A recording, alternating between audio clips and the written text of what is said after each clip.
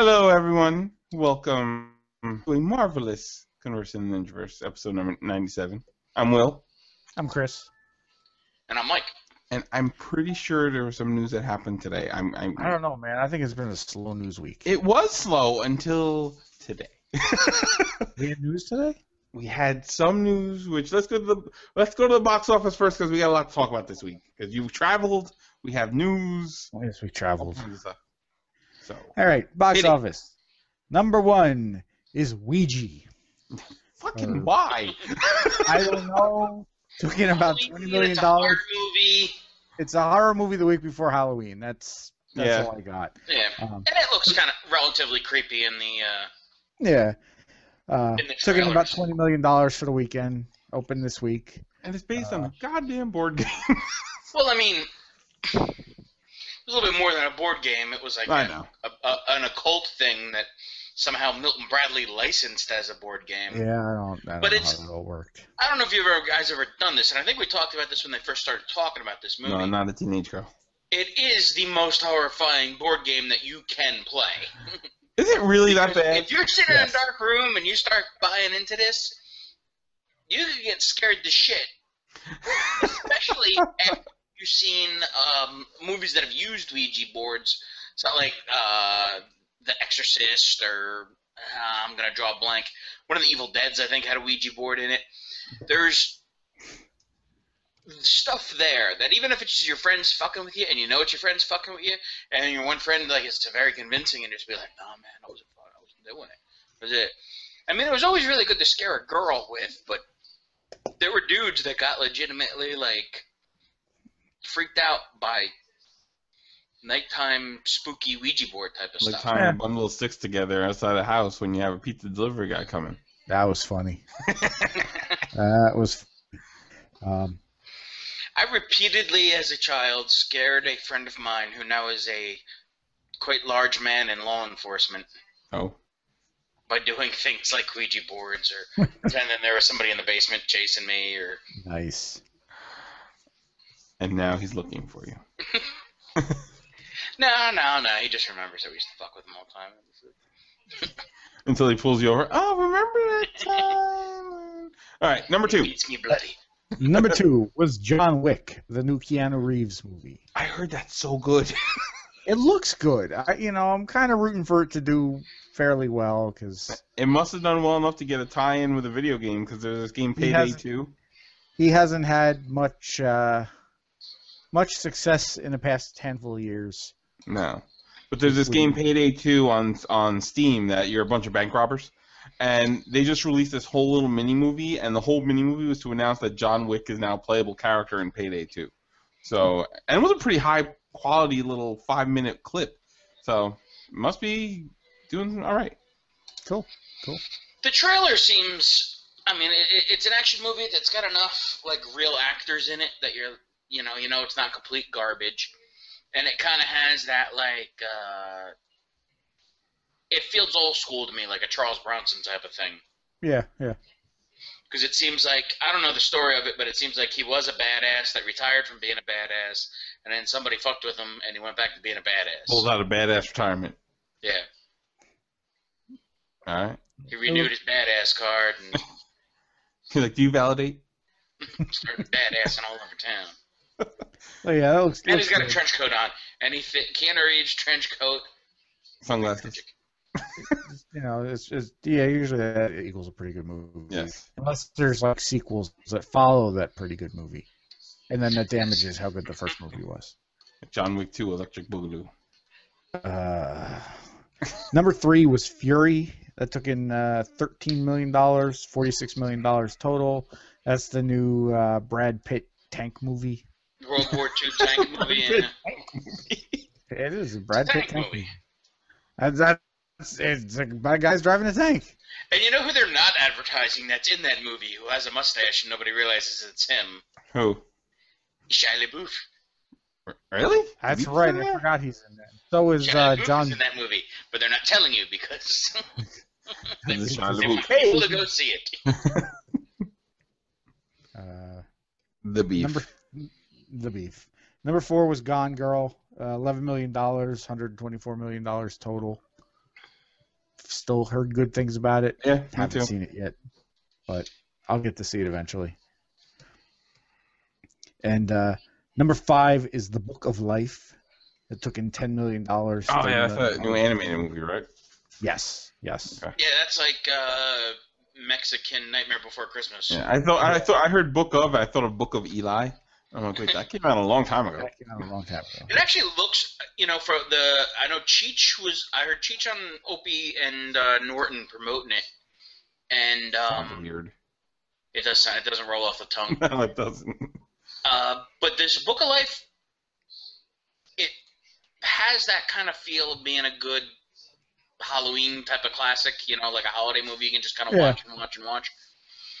It's Happy Halloween, everybody. Yeah. I like that animation style. It's that very Western Mexican animation style. There were a couple different cartoons that they tried that with. Yeah, and there was a game too, Guacamelee. Okay. That was fun. It's like a Metroidvania, but you're a luchador punching people across Mexico. Yeah, there are a couple of the luchador cartoons they did. They did that El Tigre cartoon. Yes, El Tigre was so good. I loved El Tigre, and then I was like, I don't think any little kids watched this. No, it didn't. It was all adults watching El Tigre. I love that. But it was cool because it was kind of based in one of them worlds of, it was that Lucha Libre world of like the Mills Mascaras movie we watched, Chris. Yes. Where the luchadors are superheroes or supervillains. And they all just walk around in their masks all day. Yes. But their masks match whatever outfit they're wearing. Wasn't El Tigre was a Nicktoon, wasn't it? I think it was a Nicktoon. I want to say it was. And you know what? The only reason I say that, Netflix today just got a lot of the rights to the Nicktoons to start putting them on Netflix. Nice. Including the classic Ren and Stimpy's, Invader Zim, Hey Arnold, all of those. So I'm thinking El Tigre might have been one in that group. And hopefully My Life as a Teenage Robot was on there too, because that show was fucking excellent. Uh-huh. The cool thing about El Tigre was it was high concept enough that his father was a hero, but his grandfather was a villain. Yes. And he had to choose whether he wanted to be a hero or a villain. So it wasn't just he was learning to be a hero. He was kind of growing and deciding who he wanted to be. Yes. It was such a good show. I don't remember it.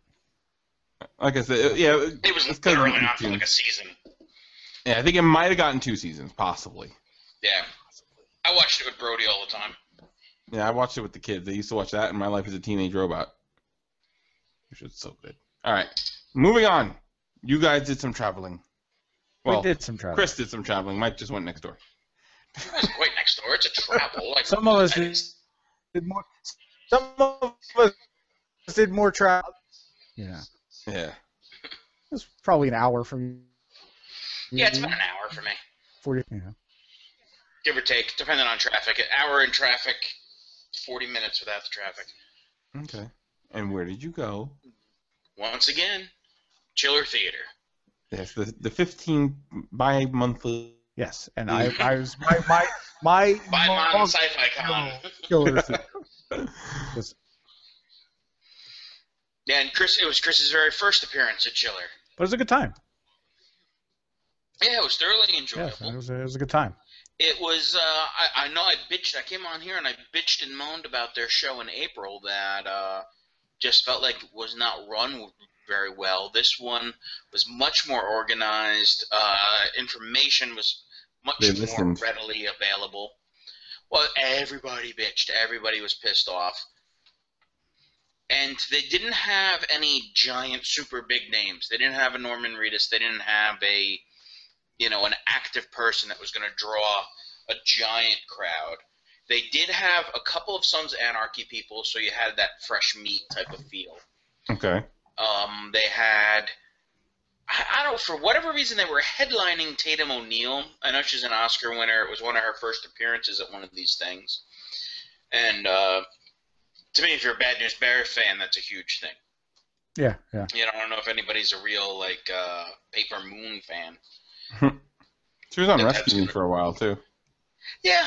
Oh, I know she did a lot. She still works. Mm-hmm.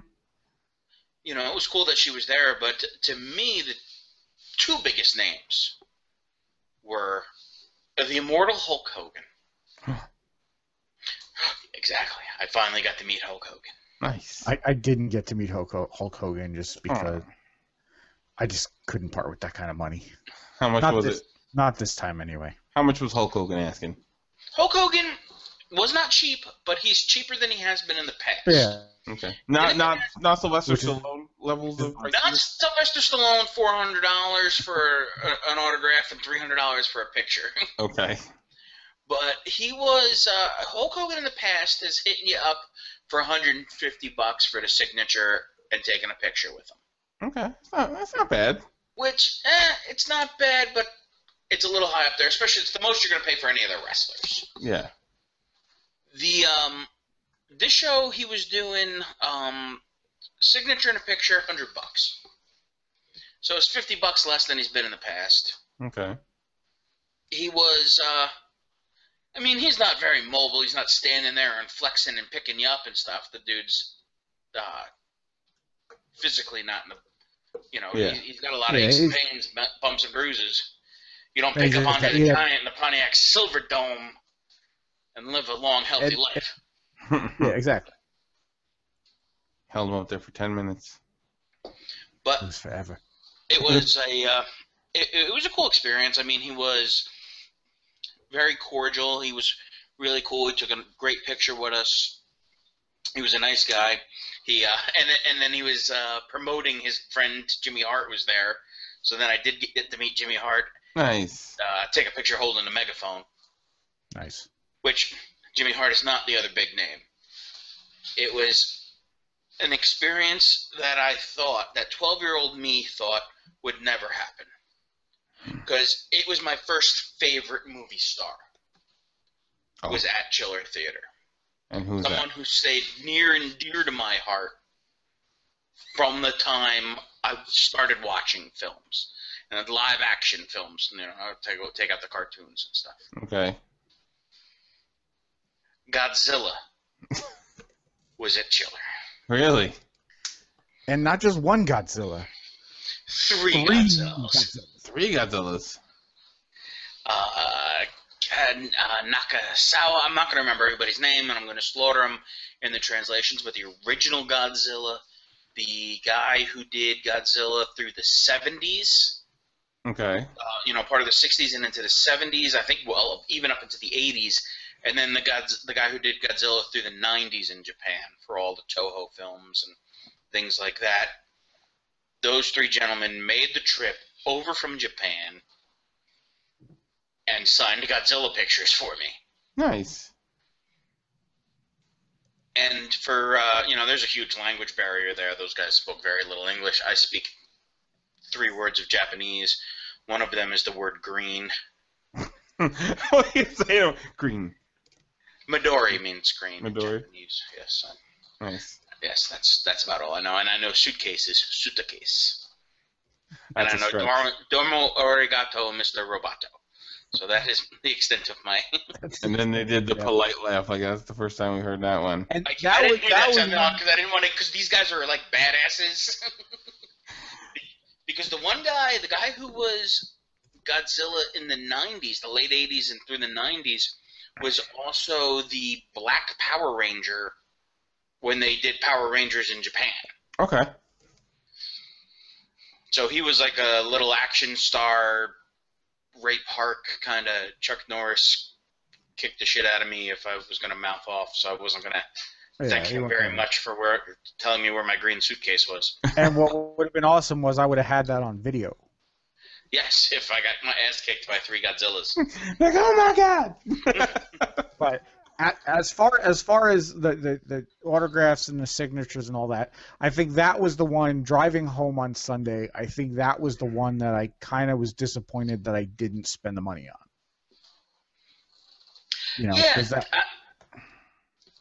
It's a tough one because it's not like they're going to be at every show.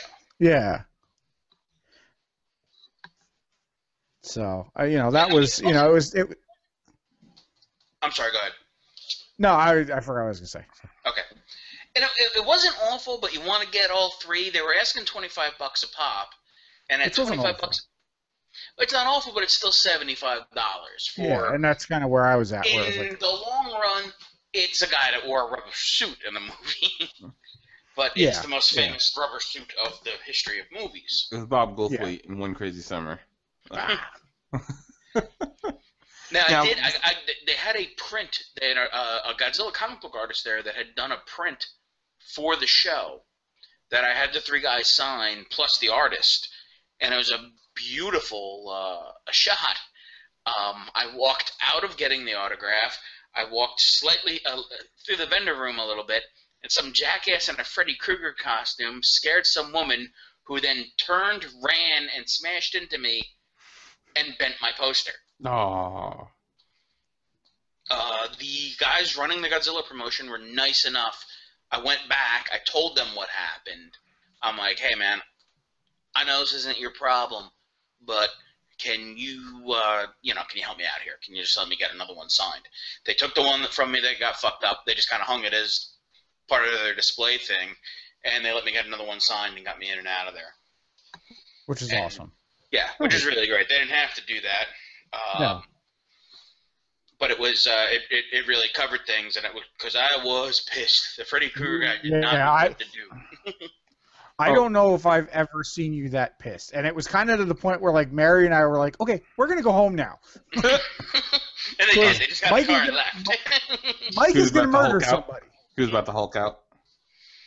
Mike was a color that I'd never seen him before. Really? It wasn't so much red; it was like purple. It was like an angry purple.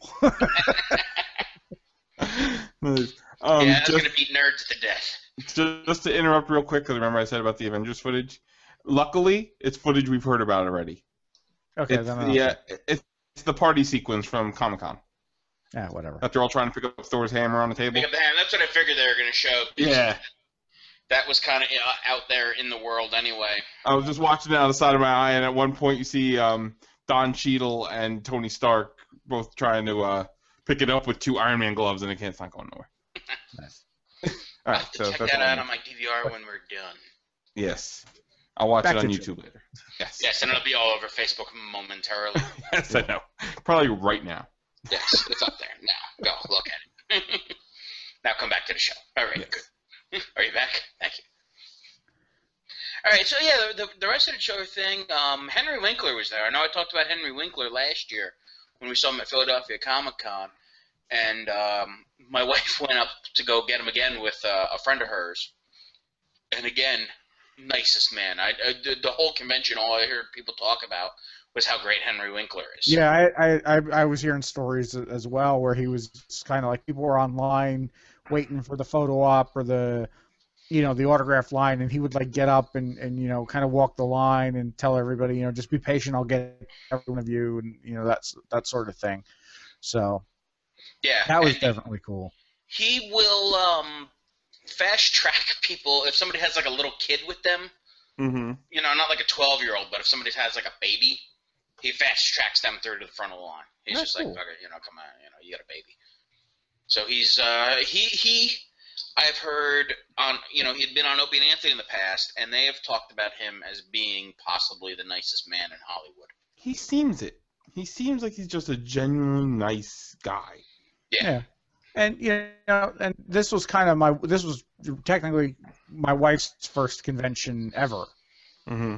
And she was really impressed with, how nice everybody was, and how, especially sitting there and signing shit for a couple hours a day, how cordial everybody, for the most part, everybody was. Yeah, there wasn't really an issue with anybody, and I've said this in the past, that the people that show up to these things, they want to interact with their fans to a point. Mm-hmm. I mean, some people might be doing it because it's got to pay the rent, but they know there's people out there that want to see them, and this is a good way to do it, and then they can make a couple grand doing it as well. Yeah. I'm sure if there's people that have the money and don't need it, and they donate it for something, or I've heard those stories. Mick Foley donates a lot of his money from the autograph signings to charities. Mm-hmm. I've heard that about a couple other people. And to this day, Mick will be one of the best people I've ever had the privilege of meeting. Yes. And I'm sure He's I've another told one this along those story. lines. I'm sure we've told this story a couple times on the podcast talking about Mick, where we were at a signing and we were online, and my wife and my father-in-law, who was in a wheelchair at the time, were just kind of standing in the doorway. Didn't have tickets to get in and get signatures, but he stopped the line and got up and went out and said hi and took a picture with him and all that, and that was. Nobody asked him about it. He saw a guy in a wheelchair and decided. That's one of the most amazing things I'd ever seen. Where he didn't have to do that. Mm-hmm. Yeah, another one of those good stories. It's kind of speaking of wheelchair, which I was kind of surprised at. I met Terry Garr at the show from Young Frankenstein and Oh, really? Yeah. Mom and Dad Saved the World and multiple other things that Terry Garr has done. Close Encounters, and you can go look her up on IMDb. Everybody knows who Terry Garr is. But apparently she's got MS. She's got MS, and she had really? a brain aneurysm a couple years back. Oh, wow. So, she doesn't have use of her right arm now, or very limited use of her right arm. I would Oh, wow. say. I didn't know that. But she was still, I guess she's left-handed because she was signing, or she's learning to sign left-handed. She was in, relatively good spirits. I had a little bit of an interaction with her. Ahead of me in line was Scotty Schwartz of Christmas Story fame. And the toy. Okay. The kid from the toy and the kid who got his tongue. He owns a memorabilia company. And he shows up at these things and gets a bunch of stuff signed. Sometimes he is there signing. Sometimes he's just there getting things signed for his company. Mm-hmm. He's a fan of this stuff. He, as much as and he turned it into his business. Yeah. At some point. So one of the things he had her sign, which I felt was odd, was baseball bats. And I don't know what. I thought was kind of weird as well. Well, you know who else? And I meant to look it up, and I forgot. Well, Terry Garr was pretty fucking perplexed too. Yeah, that's what you say. She's just when she finished it, she kind of looks at me and she's like, "Baseball bats," and I'm like, "It's from your big-time baseball career, isn't it?" And she kind of laughs and she goes, "Oh yeah, I forgot." That is a weird thing to have. It was unusual. I mean, it might be something that he's just featuring in his shop. Yeah. If he's putting together, I'm getting people. I'm getting because it was a baseball bat with her name engraved on it. Because you can get a Louisville Slugger, you can get a Rawlings bat, or you can get bats with whatever custom name you want put on it. Oh, okay. So I don't know. I know nothing of her doing a baseball movie. I was thinking, was she in a League of Their Own? But she was not. No. There were a couple of the women from A League of Their Own there. Yeah, that's we had a cool interaction with Reiner and Cusack of League of Their Own. Yeah. Okay. First names I'm gonna. Joan Cusack? No, not Joan Joan Cusack's sister. Oh, okay. John Cusack's other sister. How many Cusacks are there? There are a lot of Cusacks. There's a lot of Cusacks. But the other one that we wound up talking to, I want to say maybe Penny Stacey. Marshall's daughter. Yeah, Penny Marshall's daughter, and Rob Reiner's daughter, who was in League of Their Own, who had done a bunch of other films. And we had a very nice conversation with her about the League of Their Own movie, about other things that she'd done, about her family. She was really cordial, and she was discussing the possibility, well, not the possibility, but they're working towards doing some League of Their Own shows where they bring the whole cast together. Oh, really? One on the East Coast, one on the West Coast, and get, so anybody who wants to get the whole team can get the team to sign something. That's cool. You're probably not going to get Madonna and Tom Hanks and Rosie O'Donnell. And Gina Davis, but... Well, what's Gina Davis doing now? I don't know. Maybe you can get Gina Davis. It would be cool if you could get Tom Hanks. Yes. He shows up. Yeah. This was a week or two ago, and I wanted to bring it up on the show, and I kind of forgot. There was a picture that showed up on Facebook, and it was some kind of a selfie with the cast of Walking Dead, or multiple members of the cast of Walking Dead, the guys from Supernatural, and Tom Hanks. That's kind of random. They were at a basketball game or football game or something.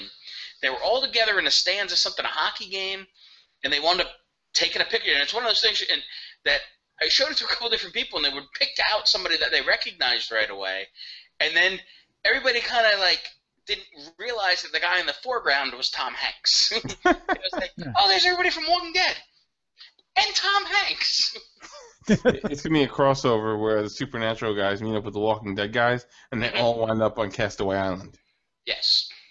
Oh, God. Well, that was another Facebook meme that existed with Patrick Stewart asking who the fuck has been mowing the lawn in the zombie apocalypse. Yeah, I saw that one. Yeah. And then they cut the Forrest Gump on the lawnmower. Yeah. Just to wrap up the chiller thing, spoke with Michael Biehn of Terminator fame and Aliens fame and Tombstone fame. Mm-hmm. And he seemed a little frail too. He did. I almost didn't recognize him at first.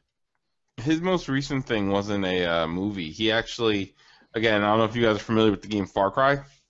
Yeah. But they did a spin-off of Far Cry called Far Cry Blood Dragon, where he played his 80s action hero self in a Far Cry game. It's all like neon lights and stuff, but it's just his gruff Michael Biehn voice as the main character. It was actually pretty fun. Nice. That's cool. Yeah. And what I wound up talking to Michael Biehn about, which was I got a question answered that I've been wanting answered for a long time, and he actually brought it up when because I talked to him about Tombstone and how much I enjoyed his character in Tombstone and the film itself. And I said to him, Tombstone is the best mustache movie of all time. And he thoroughly agreed with me and told me every mustache but one in Tombstone was real. I think it was he said the guy who played the mayor couldn't grow his mustache back in enough time. Oh, so really? They put a fake mustache on him. But he said everybody had a mustache and everybody was very proud of their mustaches and worked on them and did. Nice. But he was very happy to talk to me about his and everyone else's Tombstone mustache. Which is awesome. I think I might actually have that on video. If the sound is good, I think you're recording me talking with Michael Biehn. I'm guessing this video will be up soon. If the sound quality is good. If not, it's not going anywhere. And Linda Hamilton was there as well. I did see you guys get a picture with Linda. At first, I was like, "Who is that?" I'm like, "Oh, yeah," because they had a Terminator reunion kind of thing. Okay. Yeah, they had a couple different. They had the blonde Terminator chick from Terminator 3 that nobody liked. Yeah. Arnold's stunt double. A couple other people from Terminator 2 were there. Arnold's stunt double, Harold. The redheaded kid from Terminator 2 that had been on Salute Your Shorts and Different Strokes. Okay. Oh, God. Sam from Different Strokes? Yeah, the little redheaded kid from Different Strokes is the redheaded kid with the moped in Terminator 2. Oh, that's right. I forgot about that. Blocked Sam out of my memory. And then my wife knew him from Salute Your Shorts. But apparently he was booked to be there and then no-showed. Or, and he never got on a plane or never showed up at the airport or never... Huh. But that was disappointing for that giant line of Salute Your Shorts fans that I saw. Yeah. Damn it, Sam. Yes. Fucking everything up. What you talking about, Willis? That's what happened in the last season of Different Strokes. Fucked everything up. Absolutely. Yeah, fucking it up again. Cousin Oliver at Different Strokes. Yep. Yep. God, that Ghostbusters episode was terrible. You remember that episode of Different Strokes? No. Oh, they were the Ghostbusters, where they're running around with dustbusters and they're in like this haunted house. It was fucking god awful. It sounds god awful. I awful. hear you saying that now. Oh. Yeah, he was the Scrappy Doo of Different Strokes. Yeah, he was. And also, fucker, don't send me pictures with evil clowns, you motherfucker.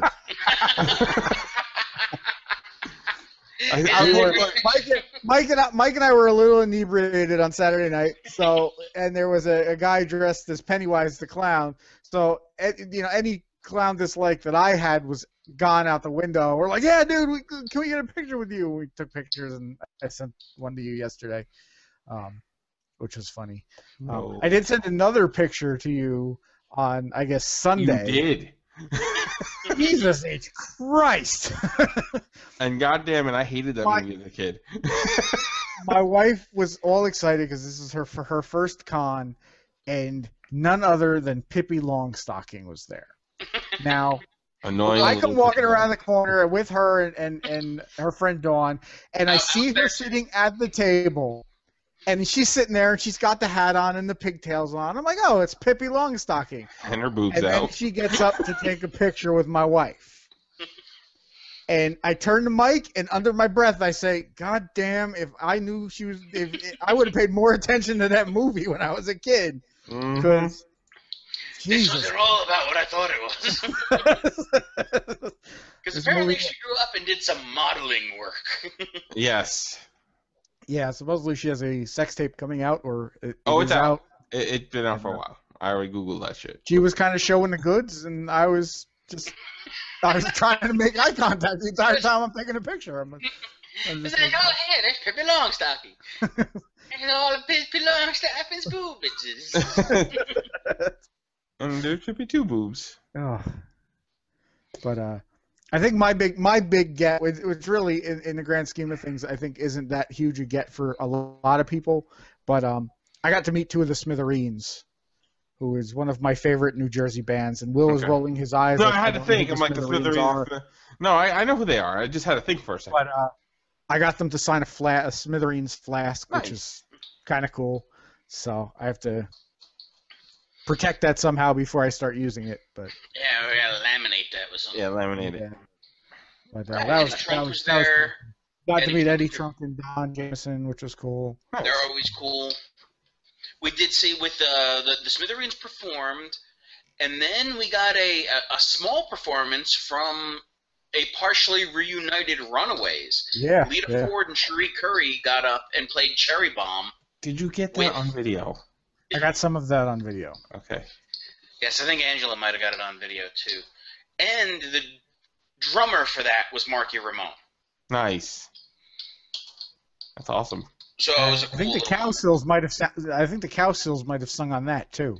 Yeah, the Cowsills. They were singing on everything. Yeah, they were very happy to be there. So there's another chiller next month, right? So I could go. April. 6 months, yes. April. Yeah. Okay. End of April. March or April. Yeah. I'll figure that Weekend after Amazicon. Yeah, Oh, it's Jesus, going to be the weekend right after Amazing. We're looking at a truncated chiller for next Gotcha. year. We might only go with Amazicon right before it. We might only hit chiller for the Saturday into the Sunday. Go Saturday, stay Saturday night. We'll see how things go. Maybe I'll work a bunch of overtime and get swinging. Cool. Multiple hotel stays. Real quick, just thinking about it. These things, they're always a lot of fun. You meet a ton of great people. You meet a ton of very weird people. My wife dressed up as Leeloo Dallas Multipass from The Fifth Element and was a huge hit with a ton of creepy nerds at the party. Nice. Very much so. But the most surreal moment that I had, and it's one of those things that if people didn't kind of see it, nobody would believe it happened. I was walking through one of the vendor rooms, and a large gentleman blocks the aisle and goes, "This is a toll booth." And I go, "Oh, I ain't got any money." And he looks at me and he goes, "We better send somebody back and get a shitload of dimes." From Blazing Saddles. I got you. This large gentleman was Brutus the Barber Beefcake. So then this turns into me. I would have screamed like a little girl. He was one of my top 3 favorite wrestlers. So it turned into those two yutzes, Mike and Beefcake, doing fucking Blazing Saddles lines for 10 minutes. Oh my god. Floor. Chiller. I would have been. I loved Brutus the Barber Beefcake. He's one of my favorites. Yeah, well, me and him had a nice conversation about Blazing Saddles and how great a movie it is. Nice. Just out of the blue. Awesome. All right. So it was you one guys of had those a good. things that I had to all stop and be like, "Did you guys see that?" right. That happened. So I had a great, meeting Hulk Hogan, meeting three Godzillas, talking about Blazing Saddles Three and Curtis the Godzillas. Barber Beefcake, and we saw Pippi Longstocking's boobs. It was a That sounds good like weekend. It was a good That's weekend. a good show. It was a good weekend. Nice. But now we get to the news of today. News. All right. We have news. Oh my God, we have so much news. All right. So Marvel. I didn't think anything happened this week. Listen, a couple weeks ago, DC came out with their list of movies through 2020. And not to discount them at all, they're making a couple moves right now. There's a Supergirl show that just got picked up for a season. They're talking about bringing back Static Shock as a web show, which they're looking at Jaden Smith for that, so we'll talk about that later. But Marvel today had a surprise event. I could deal with Jaden Smith as Static Shock. I did see something about him possibly playing a superhero. I just didn't want to see Jaden Smith as Nightwing or Jaden Smith as... Well, before we go into today's news, let's talk about what happened at the end of last week. That was supposed to happen today. Yes, okay. So last Tuesday, Marvel was like, all right, on next week's Agents of S.H.I.E.L.D., you get to see the first trailer for Avengers Age of Ultron. And the internet said, we don't want to wait.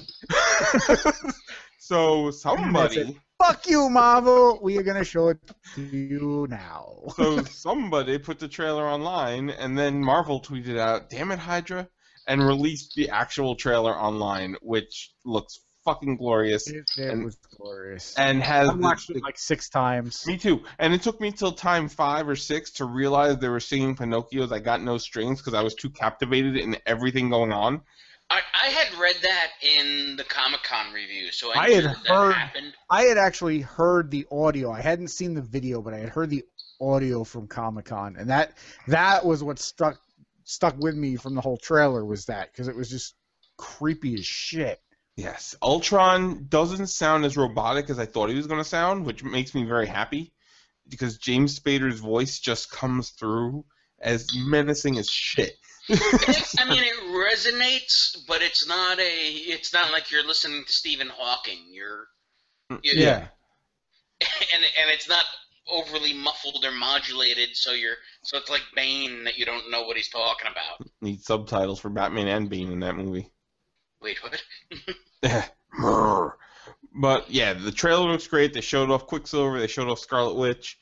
They showed enough of everything. They showed ballerinas in the middle of the trailer for no fucking reason. Don't know why. But yeah, trailer looks great. So then this week they were like, all right, we're gonna show new footage because shit happened. So, well, as I said, it was the party footage, which we've all heard about. So it'll probably be on YouTube by the time this show's out. But yesterday Marvel announced that they were gonna have this new event, like a secret announcement kind of thing. So everyone's like, oh, all right. And then earlier today, news came out that Benedict Cumberbatch is like this close to signing for Doctor Strange. So everybody's like, all right, it's probably just a formal announcement about that. No. Kevin Feige came out on stage and said, listen, you guys know about Age of Ultron. You guys know about Ant-Man. We're not here to talk about that. We're here to talk about Phase 3. Holy fuck, Phase 3. Just, Phase 3 is a big-ass phase. Yeah, and I just had visual, a thought in my head of just all the execs at Warner Brothers DC just all at once, just pooping. shit, and just all over the office. So, here's what happened. They started off with Captain America Serpent Society, which everybody's like, oh, there's going to be so many snake people. Then it you goes, can never go wrong with snake people. Yes. I'll touch on the release dates later. I'm just going in order right now. We'll do the release dates in a minute. So, Captain America Serpent Society. Then Doctor Strange. Then Guardians of the Galaxy 2, which got moved up, but again, we'll talk about the dates in a minute. Then Thor Ragnarok. Black Panther. Avengers Infinity War Part 1. Captain Marvel, Carol Danvers. Inhumans, and then Infinity War Part 2. So, and then after they all said that, they pulled up the Captain America Serpent Society title card again and said, "I was just kidding," and it's Captain America: Civil War. And Robert Downey Jr. and Chris Evans came out on stage, did a little fist fight, and that was it. So and then more footage came out that's been pulled from YouTube of Thanos and the Infinity Gauntlet, some lumberjack scene between Captain America and Iron Man.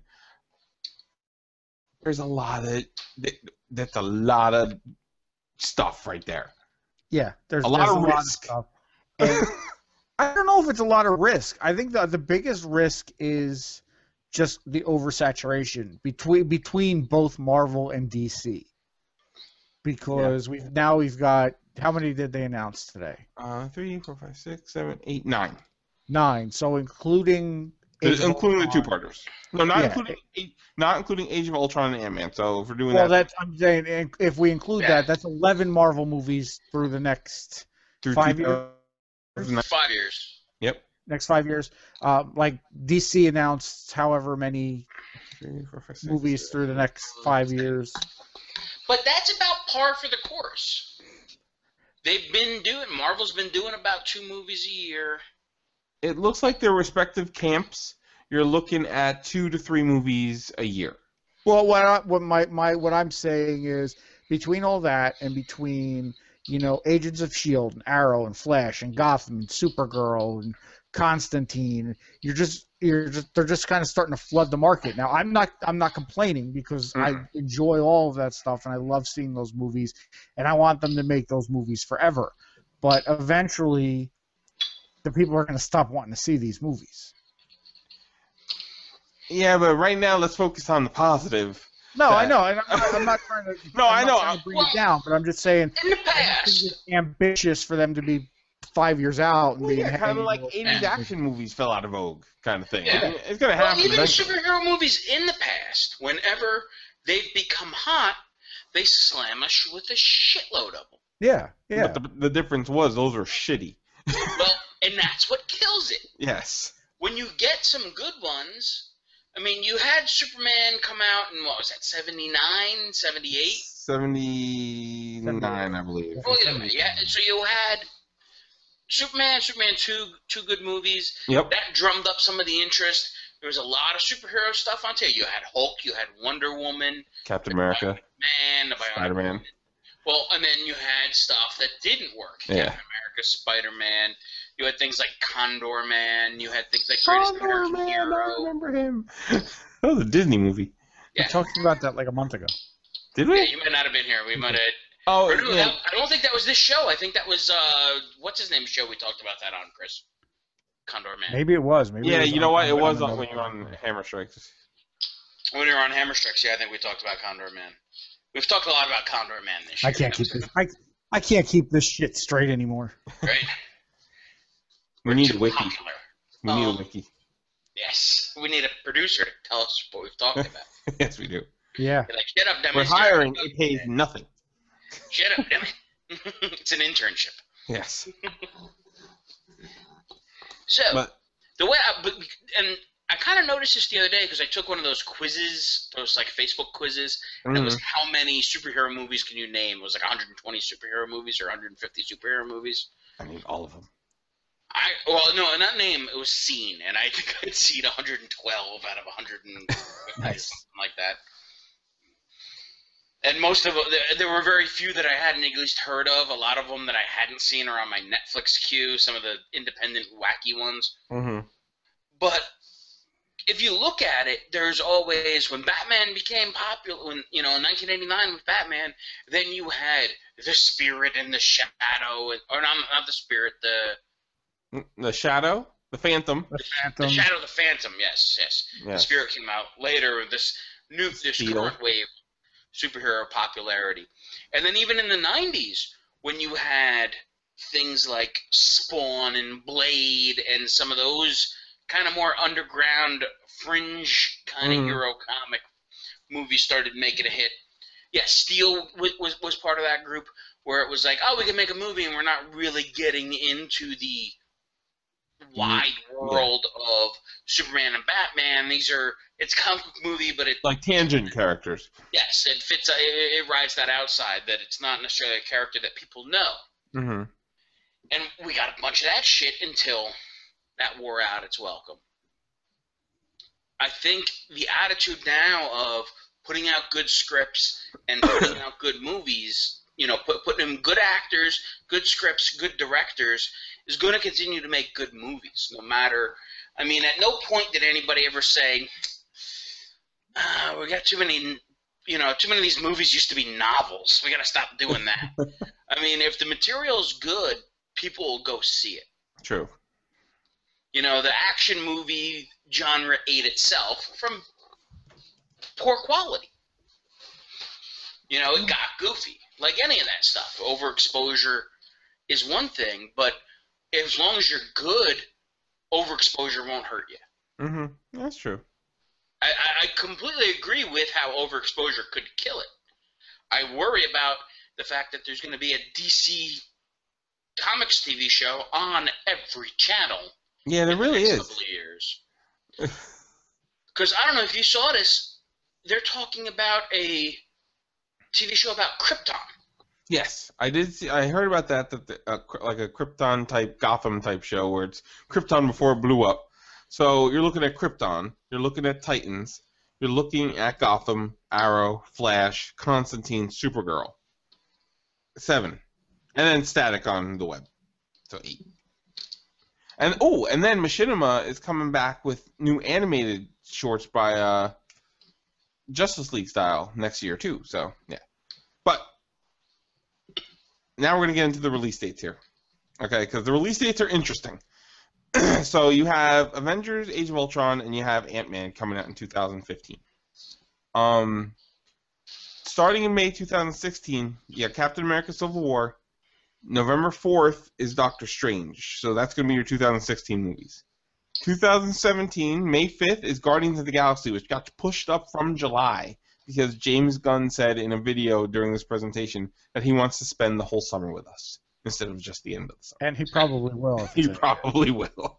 Because that movie is still in the top 20. It really is crazy. Now, what is that? That's a July 6th release date? No, May 5th. It's kicking off the summer. Oh, I'm looking at Captain Marvel. I'm looking at the wrong thing. Yeah. Thor Ragnarok is going to be July 28th. It's going to be, and Tom Hiddleston's coming back as Loki. From what I heard from a couple of people, Ragnarok is a pretty dark storyline for Thor. So, well, it is because it's the end of Asgard. That's Asgardian Armageddon. That's a Norse mythology thing. And that's supposed to pick up directly after Age of Ultron. It's a Guar song too. Check out Ragnarok if you're. Maybe it could be our intro this week. And then Black Panther, starring Chadwick Boseman, who was Jackie Robinson in 42, and you had said he played James Brown. James Brown. So that's going to be November 3rd, 2017. So that's your 2017 movies. 2018 starts off May 4th with Avengers: Infinity War Part 1. Then goes to Captain Marvel 6th, Inhumans November 12th, and then May 3rd, 2019 is Infinity War Part 2. So Captain Marvel, there's rumors going around that Captain Marvel is actually going to show up in Age of Ultron in a cameo.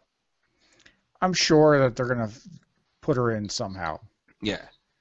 Now, when you compare this list and release dates to DC, you see that you're not going to go more than 3 months at the most without a superhero movie. Now, varying qualities, we don't know. So, if we're looking in order, you have Batman vs. Superman March 25th, 2016, which got moved from the Captain America date a while ago. Yes. So Captain America is still May 6th.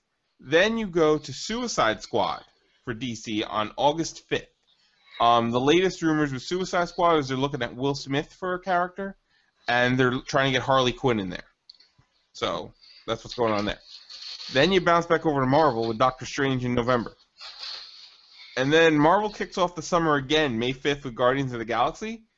Wonder Woman comes out just over a month later. So that's... Wonder Woman might be in trouble depending on how Guardians of the Galaxy is performing. After that, You go to Thor Ragnarok, July 28th. DC only has, July 28th. Then Justice League Part 1 in November. So that's that. Oh, wait, hold on. Oh, shit. Black Panther and Justice League come out within 10 days of each other. Oh. So that'll be fun. That'll be interesting, because I can kind of possibly see Black Panther not doing as well. Yeah, Black Panther comes out first. Black Panther comes out in November. Yeah, but I think Justice League is gonna will take over from that. Yeah. But we'll then, see. If Black Panther gets some ground laid in some of the other Marvel movies and gets a little like steam underneath him. Yeah. But I just don't see him. He's been around for a long time, but outside of the comic book fan world, he's just not going to compete with the Justice. There isn't a doubt in my mind he's showing up in Avengers: Age of Ultron, because Andy Serkis looks very similar to the Claw, who is a Black Panther villain. I think that's who he's playing. Not the Claw. Claw, one of the Claws. One of the Claws. Whatever. The Claw fought Inspector Gadget. That's right. Now. No, that was Dr. Claw. Yes, Dr. Claw. DC actually kicks off 2018 before Marvel with The Flash. That comes out March 23rd, 2018, followed by Avengers: Infinity War, May 2018. Then it goes to Captain Marvel, July 6th, Aquaman, July 27th. Then Inhumans, November 2nd. And then Avengers: Infinity War, May 3rd, and then Justice League Part 2. No, I'm sorry, then Shazam, then Justice League Part 2. It just seems so weird to me that they're going to do a Flash movie when they have a Flash TV show. Yeah, that's. I was just going to say the same thing. Yeah, it's not going to be the same Flash. It's going to be Ezra Miller, who was in Trials of Being a Wallflower, some teeny movie like that. It just doesn't make any sense to me. Yeah. Now because you're right there. You have going into that movie. You have a built-in audience. Mm-hmm. And you have an audience that's going to be pissed not seeing Grant Gustin as the Flash. Yeah, I don't get it. I just don't get it. Now Jeff Johns said it'll be a different.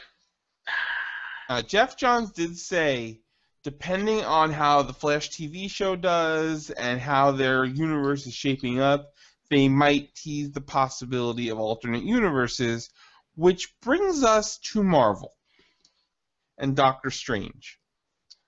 They've said all of Doctor Strange's magic is going to be explained. It's going to be string theory. It's going to be occult things like that. Chris brought up in the pre-show the possibility of different dimensions.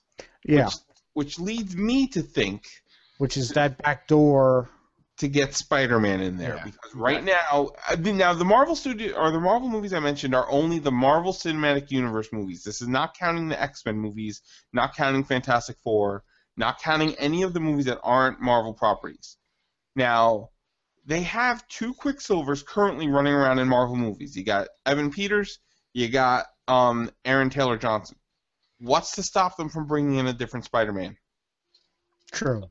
I thought the same thing. I had that thought maybe even earlier today that why can't they just do that? A different Spider-Man. Because Spider-Man is a huge part of both Civil War and Infinity War. Yeah. The only problem I see with that is that where with Quicksilver and you can get around the mutant thing.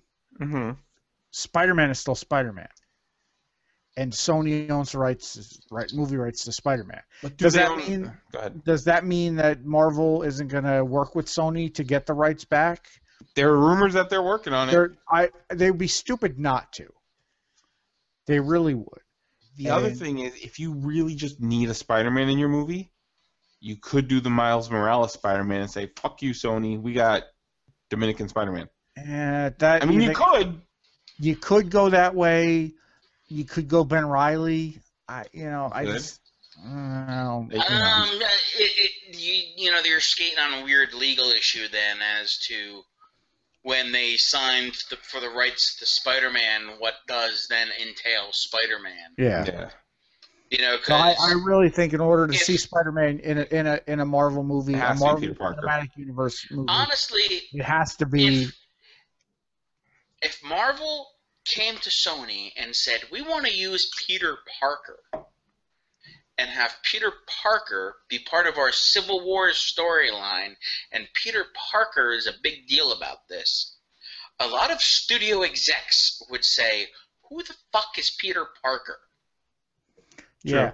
And technically, during Civil War, he was Iron Spider. There's no way they're going to be able to work around it. But that's just one of those things.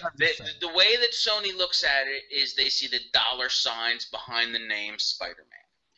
They don't care who's in the fucking suit. They don't care what the background story is. He could take off the fucking mask and be a Smurf. And Sony would be like, if it's going to make $300 million in a weekend, we don't care. And you know what the other side of that, though, is? Yes, they're using the name Civil War. They may not listen from the comics. I don't think they can go in one film with those two characters. I think you create some dissension. I could see Tony Stark coming in, trying to fill that Nick Fury role and the S.H.I.E.L.D. role in this Captain America movie, and trying to gain control of things, and Captain America fighting against it. Yeah, I don't see it being the actual. It's not going to be the big bloody civil war that went through the comics. And not only that, but if I'm not mistaken, in the Marvel Cinematic Universe, nobody really has secret identities. Everybody kind of knows. Like, everybody knows Iron Man is Tony Stark. Everybody knows Captain America is Steve Rogers. Because crying out loud, Steve Rogers runs around through all of Avengers without a fucking mask on. That's true. You know, so I don't know. That was kind of the whole big thing behind Civil War, was the Superhero Registration Act. I don't think they're going to focus so much on the secret identities, though. I think they're going to focus, now that Quicksilver and Scarlet Witch have entered the picture, and I'm sure they're not going to be the only people that show up with powers. Yeah, it's going to be controlling and regulating. And then, I think that's what they're going to focus on, which is a smart move. But then I can see how it's going. I kind of see how it's going to go, but I don't want to. Yeah. That they have to either be pressed into service or regulated somehow. Yes. But going back to the whole Peter Parker / Spider-Man part of the story arc, was when his whole arc in the series was he unmasked to the world and announced that Spider-Man was Peter Parker. Right. So that he's not necessary to the story, since in the Marvel Universe, Cinematic Universe, nobody has secret identities. Everybody, you know. Yeah. Because in a Marvel Cinematic Universe, Spider-Man would be running around without his mask on. Well, like he is in the movie over there. I didn't see it. I didn't see it because I'm still confused as to how he gets all that hair under that mask. I don't know. Tobey Maguire had his mask off for half those movies, too. Now, as far as the Infinity War goes, I'm just so excited for Infinity War, just because I reread Infinity Gauntlet and Infinity War so much as a kid. And it's been such a slow simmering build to this, where, you know, you get something teased every couple movies. Yeah, especially with Thanos being all sitting on his chair like a fucking badass in Guardians. Didn't do much, just sitting on the chair. You know, you had Thanos show up in the mid-credits scene in Avengers, and then, you know, you don't hear about him again. And then he shows up for a minute and a half in Guardians, and you really don't, you know, you hear him mentioned, but you don't really see him. And, you know, so I think that's the way to go with that. Just kind of build it and if they take their time, you know, who knows what kind of rights they're going to wind up with back in the picture. I'm sure there's a movie about, you know, a husband and a wife and a brother and a best friend that'll be back in the fold eventually. Yeah. That's not going to be dark and gritty, and they're not going to be wearing fucking containment suits. I just hope that shit's the bed and Fox finally is like, all right, here, take it back. I think that's what's going to happen, especially since Marvel's canceling the comic. I think you're going to see... And here's the other thing with this giant slate of movies. And then you can say your point, Chris.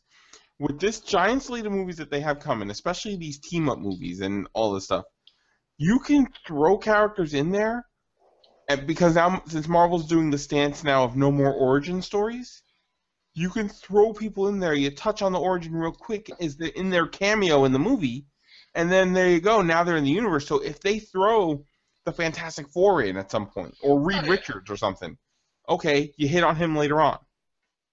Yeah. Oh yeah, if they get the rights back to it, they can plug them into any of these things and then do a movie to establish them in that world later on. And the piece. Oh, God. Just real quick, another thing that everybody keeps talking about Marvel's canceling Fantastic Four. Fantastic Thor. Fantastic Thor. That's how Marvel Cinematics is going to do it. Yes. The other edict that I had read that came down was for the writers, do not create any new mutants. I've heard that as well. I heard that, and then I heard that was debunked because there's a certain writer, I think it was Brian Michael Bendis, I think, was saying that he's been creating New Mutants in his book for months, and they haven't said anything to him. So that one's on the fence there. But okay. The other piece of the puzzle that isn't mentioned in this, but is a very important piece of the puzzle, is Agents of S.H.I.E.L.D. and the Netflix shows. True. Because it all ties in. Netflix, you're going to have your gritty heroes. You're going to have your Daredevils. You're going to have your Luke Cage, Jessica Jones, which is supposed to tie all into a Defenders movie. Or Defenders miniseries, I should say, on Netflix. On Agents of S.H.I.E.L.D., they're already tackling the Kree Empire as far as alien technology and things like that, which leads into Inhumans. So if Agents of S.H.I.E.L.D. lasts this long, there's a lot of tie-in shit. Yeah. Well, that's why they've been doing a good job leaving it open, whether it's the Kree or whether it's Inhumans or whether it's Atlanteans, whatever, I guess, kind of direction they want to fucking Namor lead that into. Because all they kind of showed you was a blue guy and some technology that you don't know, and they keep using the word alien, and kind of the way that they've been writing, they're going to kind of give you right hook, and then give you the left when you're not expecting it. So I don't know if I see it being aliens because they've kind of made it so much about aliens. I don't know. Inhumans movie is 4 years away, so it's going to be tough for them to shoehorn Inhumans into a TV show and then let it sit for 4 years before it becomes a movie. Yeah. Who knows? I just want to see Lockjaw, the big ass space dog. He's got. Yeah, Lockheed was the dragon in X-Men. Yeah, Kitty Pryde dragon. Because he's an X-Men. All right. So, Chris, what were you going to say? I don't remember. Sorry. It was 5 fucking minutes ago. Listen, important shit happened. All right. So yeah, that's Marvel just mic dropped on stage. That's basically what they did. They're like, and now DC did say that I think the first trailer for Batman Superman is, I want to say, in front of Interstellar or in front of Hunger Games. That was what I wanted. I'm hearing The Hobbit. A Hobbit, okay. I knew it was one of the big ones. Because that was the thing. It was like the Age of Ultron trailer dropped on like Wednesday online, or Wednesday or Thursday online, and then by like Thursday, Friday, DC's like, but wait, we've got a movie coming out too in 2 years. We'll show you a teaser trailer before some movie that nobody's gonna go see. You know, although I think people are gonna go see Interstellar. I don't care about the Hobbit movies. I know that makes me a terrible, terrible nerd, but those Hobbit movies are just too long. I like Lord of the Rings, but goddamn, that's a commitment to watch. This coming from the guy who'll sit there and watch all 6 Star Wars movies in a weekend, but they flow better. Different.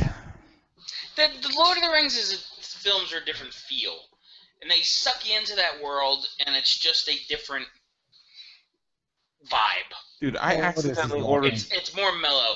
You got to look at a Lord of the Rings movie is a Led Zeppelin song. It ebbs, it flows. There's some action, and it gets kind of peaceful and trippy and weird, and you're looking at some trees, and then it comes at you again. That's a Lord of the Rings movie. Dude, I watched which was the first one, Fellowship of the Ring. I ordered it on demand and didn't realize it was the director's cut. They were in that So it was fucking like cave 7 for like an hours long. hour and a half. I took a nap, woke up, they're still in the fucking cave. I'm like, are you kidding me?